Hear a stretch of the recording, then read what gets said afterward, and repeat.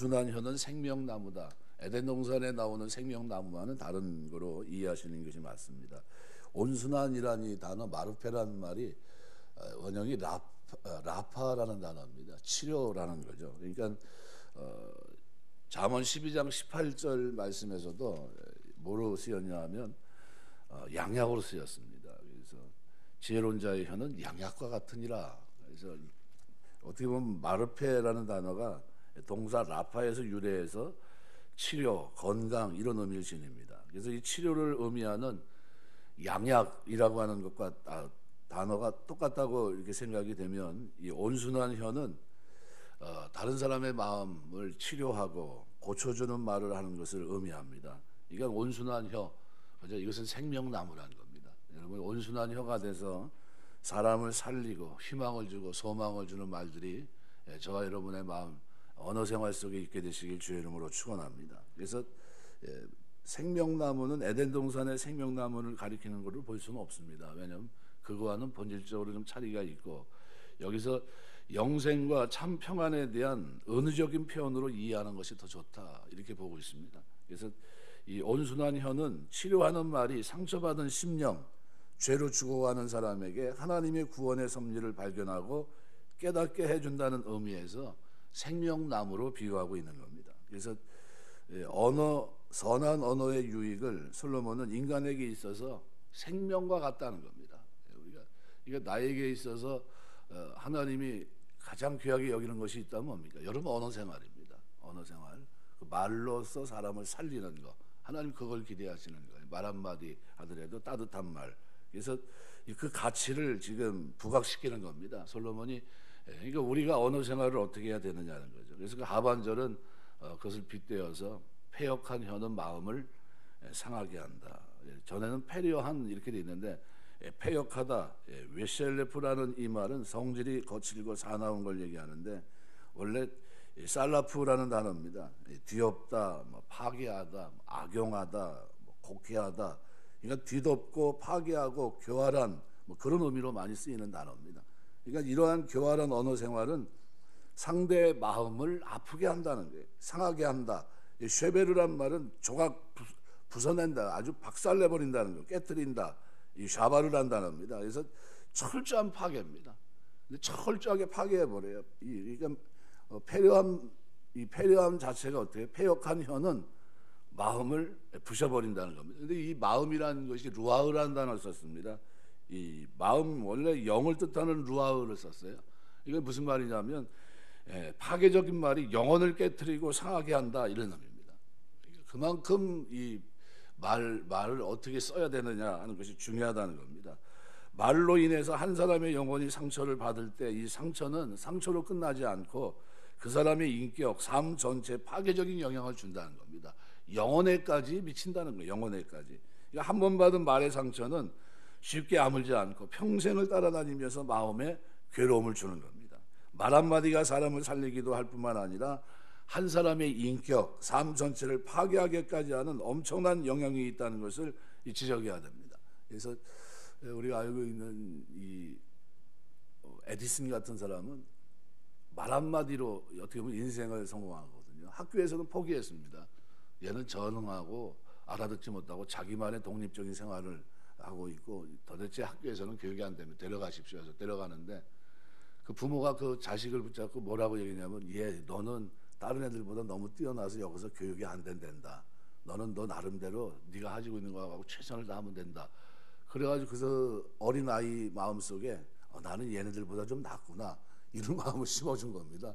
그리고 그 아이를 이제 했는데 연구하고 발전하고 해서 이 지구상에서 아마 에디슨만큼 많은 발전을 우리가 말한 대로 아이디어를 내서 그런 하나의 작품 만드는 것도 어려울 텐데 수만 가지를 만들었지 않습니까? 우리가 이게 말하는 전등 같은 것도 에디슨 작품 아닙니까? 이게 생각해 보면 이게 말 한마디가 그렇게 굉장히 중요하다는 거죠. 그래서 우리 자녀들에게 부모님들이 좋은 말 하셔야 됩니다. 얘는 자꾸 비교하지 마세요. 제일 듣기 싫은 게 비교입니다. 비교해서 자꾸 실망을 준다든가 그러면 안 됩니다.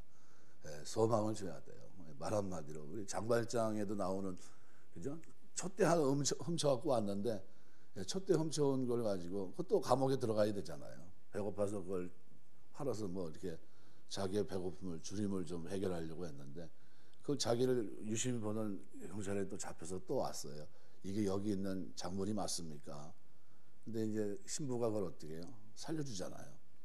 너 이 사람 이거 내가 이거 어려우니까 팔아서 당신 쓰라고 줬는데 이거 왜 갖고 왔냐고 하면서 그 죄를 덮어줍니다. 그게 그 인생의 변화를 갖다 주거든요. 그러니까 말 한마디가 굉장히 중요한 겁니다. 그래서 우리 예수 믿는 사람들을 만났을 때 나에게서 나가는 말이 어떤 말이 돼야 되느냐. 오늘 본문은 양약과 같은 말이 돼야 된다. 온순한 혀, 이것은 생명나무지만 패역한 혀는 마음, 영혼까지, 상대방의 영혼까지도 부숴버리는 아주 안 좋은 결과를 가져온다는 겁니다. 그러면 성령 충만하고 하나님의 은혜로 구원받은 하나님의 백성들의 마음속에 언어 생활 속에 어떤 언어 생활이 돼야 되겠습니까? 기도하시면서 야고보서는 혀는 불의의 세계다 하면서 말의 중요성을 아주 굉장히 강조합니다. 그래서 우리가 신앙생활하는 동안 양약과 같은 말들이 여러분의 입에서 그죠? 신앙생활 속에서 쏟아지게 되시길 주의 이름으로 축원합니다. 두 번째로는 오늘 5절 보시니까 아비의 훈계를 없이 여기는 자는 미련한 자요, 경계를 받는 자는 슬기를 얻는다. 토키아라는 경계는 꾸지람, 책벌을 말합니다. 그러니까 상반절에 훈계와 유사하게 말을 통한 교훈을 말합니다. 이것을 받는다, 이것을 지키고 보호하는 걸 말합니다. 그러니까 경계를 받는 사람은 그죠? 책망을 감수하고 적극적으로 교훈을 얻고자 하는 모든 판단에 현명함이 있다는 겁니다. 그러니까 삶 전체를 현명하게 이끌어 성공적인 것으로 세워갈 수 있는 것, 이것이 경계에 대한 태도입니다. 그래서 솔로몬은 미련함과 지혜로움은 전적으로 아버지 훈계를 수용하느냐 수용치 않느냐 이거에 달려 있다는 겁니다. 그래서 성공하기 위한 원칙 가운데 하나는 그 분야에서 성공한 사람과 실패한 사람을 만나서 그들과 허심탄회한 이야기를 듣고 교훈을 삼아야 된다, 이런 말이 있습니다. 무슨 말이냐면 장사에서 망한 사람은 망한 대로의 이유가 있고 장사에서 성공한 사람은 성공한 사람대로의 이유가 있다는 겁니다. 그래서 다른 어떤 것보다 중요한 원칙이 바로 자꾸 만나봐야 됩니다. 그 분야에서 성공했다는 말은 다른 사람들과 다른 그만의 노하우, 원칙이 있다는 겁니다. 뿐만 아니라 그 분야에서 실패한 사람은 왜 실패했는지에 대한 분명한 교훈을 가지고 있다는 겁니다. 누가 압니까? 자기가 알아요. 내가 왜 이게 실패했는지. 그래서 이들의 이야기의 주의를 기울여 보면 초보자일지라도 시행착오를 줄일 수 있습니다. 이 부모와 대화할 때 부모가 인생의 성공자이든 또는 실패자이든 많이 배웠든 못 배웠든 그들에게는 나름대로 인생에 대한 식견이 있습니다. 분명한 원칙, 지혜가 있고 실패한 삶을 살았다면 실패에 대한 이유가 교훈이 있을 것이고 성공한 사람이라면 성공한 자의 교훈이 그 속에 있습니다. 그래서 우리가 부모님 교훈을 무시하거나 무가치하게 여기지 말고 인생의 값진 교훈으로 여긴다면 분명히 인생에게 아주 겪어야 될 수많은 시행착오를 줄일 수 있을 것이고 적어도 부모 세대보다는 아들 세대가 훌륭한 삶을 살아갈 수 있다는 겁니다. 그래서 이와 같은 맥락에서 오늘날 인생 경험이 부족한 젊은이들은 인생 경험이 많은 노인의 훈계에 대해서 귀를 기울여야 됩니다. 부모님 말을. 그래서 이 탈무드에 보면 유대인들은 뭐에 대해서 늘 강조합니다. 전승의 전승. 하나님 말씀이 이렇고 내 생각이 이런데 너희는 어떻게 생각해? 나는 이렇게 생각한다. 그러다가 결론이 안 나요. 서로 고집을 부리니까. 그러다가 맨 끝에 나오는 게 뭡니까? 우리 어른들이 이렇게 생각했었어. 그럼 그게 답이에요. 그게 전승입니다. 어른들이 이렇게 하고 이렇게 생각하고 이렇게 살아왔어. 우리도 이렇게 사는 게 맞을 것 같아. 지금 이해가 되지 않지만 그게 교훈을 받아들이는 겁니다. 그래서 젊은이들이 지혜로운 자가 되고 실패하지 않고 성공적인 인생을 사는 길은 자꾸 들어야 돼요. 부모님. 그래서 이것을 업신여기면 안 된다는 겁니다. 그래서 아비의 훈계를 업신여기는 자는 미련한 자요. 그러니까 업신여긴다는 나아치란 말은 비웃은 것, 하찮게 여기고 경멸하는 걸 말합니다. 부모의 그 교훈을 우습게 여기는 거예요. 그러니까 깊은 사랑과 관심을 가지고 있고 거기에 경험까지 가지고 있는 부모, 아비의 훈계를 비웃고 거부하면 그건 희망이 없는 사람이다, 이런 얘기입니다. 그래서 이 5절 첫 문장이 뭐냐면 미련한 자예요. 에윌 이런 단어를 써가지고 문장 서두에 강조합니다. 그래서 미련한 자는 아비의 훈계를 업신여긴다, 이렇게 하고 있습니다. 우리는 이게 거꾸로 아비의 훈계를 업신여기는 자는 미련한 자야 이렇게 되어 있지만 히브리 말로는 미련한 자는 아비의 훈계를 업신여기는 자다 이렇게 얘기합니다. 그러니까 우리가 아비의 훈계, 어미의 훈계에 대해서 긍정 마인드를 가지고 늘 열려있는 여러분 마음 되시기 주의 이름으로 축원합니다. 이것이 나에게 복이 된다는 거예요. 그래서 그런 모습입니다. 그래서 인생의 연륜, 경험, 지혜가 사람들을 귀찮게 하는 잔소리 정도로 생각되는 어리석은 세대가 지금 돼가고 있습니다. 점점점 더해지죠. 그래서 구세대가 다 옳고 신세대는 다 틀렸다거나 또는 그 반대로 이건 뭐 신세대는 맞고 구세대는 다 뭐 이런 얘기가 아닙니다. 인생의 경험 또는 경륜에서 우러난 수많은 지혜의 교훈을 무시하고 폄하한다면 결코 어떤 세대를 할지라도 올바른 성장을 이룰 수 없다는 겁니다. 그래서 미련한 가운데서 우왕좌왕한 처지에 놓이게 됩니다. 그래서 우리가 레위기 19장 32절 보면 너는 샘머리 앞에 일어서고 노인의 얼굴을 공경하며 내 하나님을 경외하라. 나는 여호와니라. 그러니까 좀 존경할 사람을 존경해야 돼요. 어른들을 보면서 지혜가 있는 겁니다. 예배서 6장 1절 2절 보면 자녀들아 너희 부모를 주 안에서 순종하라. 이것이 옳으니라. 내 아버지와 어머니를 공경하라. 이것이 약속 있는 첫 계명이다 그랬습니다. 그러니까 이 훈계를 듣고 그래서 부모의 훈계를 듣는 자는 지혜로운 자이지만 그것을 거부하는 것 자체가 뭡니까? 미련합니다. 그래서 5절은 아비의 훈계를 업신여기는 자는 미련한 자요 경계를 받는 자는 슬기를 얻을 자니라. 또 6절 보시면은 이렇게 표현합니다. 의인의 집에는 많은 보물이 있어도 악인의 소득은 고통이 되느니라. 악인의 소득이 고통이 되는 건 방법도 잘못됐고 악하기 때문입니다. 그러니까 모든 게 문제가 있죠. 그래서 상반절에 보면 이 보물 호센이란 말은 두 가지 의미가 있습니다. 부귀, 풍부함, 보화, 또 하나는 힘, 능력 이렇게 있습니다. 그러니까 두 가지 방향입니다. 그러니까 단순히 의인이 재산상의 풍요로움을 가지고 있다 그렇게만 얘기하지 않고 거기에 플러스돼서 의인의 집이 강한 영향력을 지니고 있다는 겁니다. 힘이 있다는 겁니다. 그래서 헬라어 구약 성경 역본인 72년에서는 이 호센을 힘으로 표현합니다. 이스키스라는 단어로 표현했습니다. 그러니까 건실하게 재물을 모으고 언어 생활을 통해서 다른 사람들과 바른 관계를 유지시키는 의인의 풍성한 부를 지속적으로 누릴 수 있다는 겁니다. 그래서 여기서 말하는 의인의 집에는 많은 보물이 있다는 겁니다. 많은 보물. 그러니까 이 보물은 재물뿐만 아니라 어떻게 해요? 힘까지 포함되어 있는 겁니다. 아주 강력하게. 세상 사람들은 재물을 보물과 같이 여기지만 사실 재물은 진정한 보물이 아닙니다. 왜냐하면 여기서 말하는 보물은 가정의 평안, 그다음에 우애, 사랑, 소망, 믿음, 또 물질과 관련된 땀 흘려 일하고 얻은 정직한 재물의 가치 등을 말합니다. 가정을 진정으로 행복하게 해주는 것은 뭘까요? 여러 가지입니다. 뭐 재물도 물론 그 중에 하나가 되겠지만 행복은 재물로 얻어질 것으로 생각하지만 실제 행복은 그런 것으로 얻어지는 것이 아닙니다. 진정한 행복은 보물을 통해서 얻어지는데 참된 가치를 지닌 보물, 그 보물이 많으면 많을수록 그 가정은 더 행복해져야 됩니다. 그러니까 하나님은 의인의 집에 이러한 보물이 많이 허락되기를 기대하고 있는 겁니다. 그래서 눈에 보이는 재물이 악인들에 비해 적다 할지라도 의인과 그 가정은 행복을 누립니다. 왜요? 그 속에 뭐가 있습니까?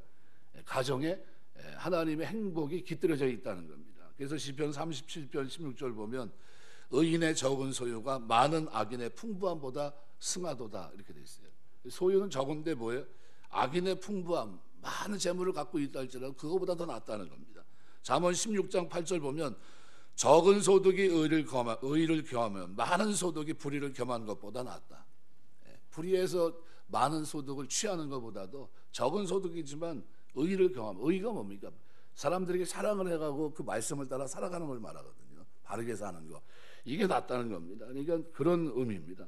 그래서 악인은 재물을 보물로 여깁니다. 재물을 얻는데 수단 방법 가리지 않습니다. 악한 일도 서슴지 않습니다. 의인의 재물을 강제로 빼앗거나 타인을 속이는 등등의 방법들을 통해서 재물을 취합니다. 그런데 악인이 재물에 대해서 성경은 악인의 소득은 고통이 된다 이렇게 표현합니다. 왜 그렇습니까? 행복을 얻기 위해서 수단 방법을 가리지 않고 그것을 긁어모았는데 그렇게 모은 재물이 도리어 고통을 줍니다. 그래서 악인의 소득은 겉으로는 풍요롭고 안락한 삶을 제공해 줄 수 있을지 모르지만 그것은 모은 악인의 양심을 자극해서 끝없는 고통, 불안을 가져다 줍니다. 그래서 불의한 방법으로 재물을 모은 사람일수록 집에 담을 높게 쌓고 각종 방법 잠시를 해놓을 수밖에 없습니다. 자신을 위해 경원을 둡니다. 그만큼 불안을 느끼고 있다고 하는 그런 증거입니다. 이러한 사람이 행복할 수 있겠습니까? 그래서 실로 악인의 재물은 고통을 주는 겁니다. 행복이 아니라. 게다가 악인들은 궁극적으로 그 불의한 재물을 위해서 영원한 고통의 심판을 받게 됩니다. 그래서 악인의 소득은 고통이 된다고 하는 본전의 증거는 말 그대로 진리입니다. 살아가면서. 그러니까 우리는 좀 적어도 적은 소득이 의를 거머쥐면 많은 소득이 불의를 경험한 것보다 낫다 하는 말씀을 우리가 인식하고 살아야 될 줄 압니다. 그래서 언어 생활을 비롯해서 삶의 전반에 바르지 못한 악인 역시 부유한 삶을 살 수는 있지만 그것이 평안을 주기보다는 고통의 결과를 가져온다는 겁니다. 그러니까 기쁨, 행복의 수단이 되어야 될 소득이 오히려 고통과 불행이 되는 것은 그 소득을 그릇된 방법으로 거둬들였을 뿐만 아니라 악인의 악한 성품으로 인해서 더 크고 많은 죄악을 저지르는 도구로 사용되기 때문입니다. 그래서 인간의 행복의 조건이 죄와 결부될 때는 오히려 고통, 불행의 조건으로 결국은 변질되고 그것이 자기에게는 큰 고통으로 다가온다는 사실을 분명히 말합니다. 그래서 의인의 참 가치는 오늘 본문의 6절에 기록한 대로 의인의 집에는 많은 보물이 있어도 악인의 소득은 고통이 되는 겁니다. 우리가 살아가면서 여러분에게 하나님께서 은혜를 주셔서 진짜 의인의 집에 많은 보물이 있는 이런 가정 되시길 주의 이름으로 축원합니다. 물질은 뭐 이루 말할 것도 없고, 그렇죠? 육선이 가다가 매일 다투면 무슨 의미가 있겠습니까? 마른 떡 한 조각 넣고 화목하는 것이 낫다고 그랬거든요. 근데 주 안에서, 가정 안에서 행복하고 기쁘고 즐겁고 이렇게 된다면 얼마나 행복합니까? 그래서 이것이 의인의 집에 점점 플러스 된다는 거예요, 이게. 그러니까 악인의 재물은 쌓이면서 고통이 더 가중되는데 의인의 집은 어때요? 재물도 쌓이지만 거기에 뭐까지요? 힘이 있는, 남들이 봐도 멋있는 가정, 행복한 가정이구나, 평안한 가정이구나 하는 것들이 옆에서 봐도 부러움을 살 정도로 그렇게 많아진다는 겁니다. 그래서 그 얘기를 하는 겁니다. 의인의 집에는 많은 보물이 있어도 악인의 소득은 고통이 되느니라. 말씀 맺겠습니다. 오늘 우리가 기도하면서 뭐 세 가지 기도 제목입니다. 세 가지 경구니까요.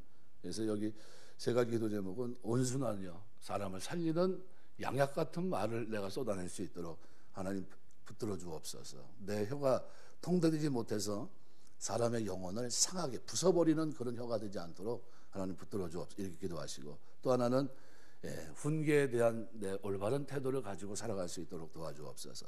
아비의 훈계를 업신여기는 자는 미련한 자라고 그랬습니다. 그래서 미련한 자는 아비의 훈계를 업신여긴다. 하지만 경계를 받는 사람은 슬기를 얻을 사람들이다. 그래서 또 마지막으로 의인의 집에는 많은 보물이 있다. 내가 하나님 섬기면서 사는 동안 많은 보물이 있는 의인의 집으로 살아갈 수 있도록 하나님 우리 가정을 축복해 주옵소서. 이렇게 기도하시고, 이와 같은 은혜가 저와 여러분의 믿음 생활 속에 걷는 걸음 속에 늘 있게 되시길 주의 이름으로 축원합니다. 기도하겠습니다.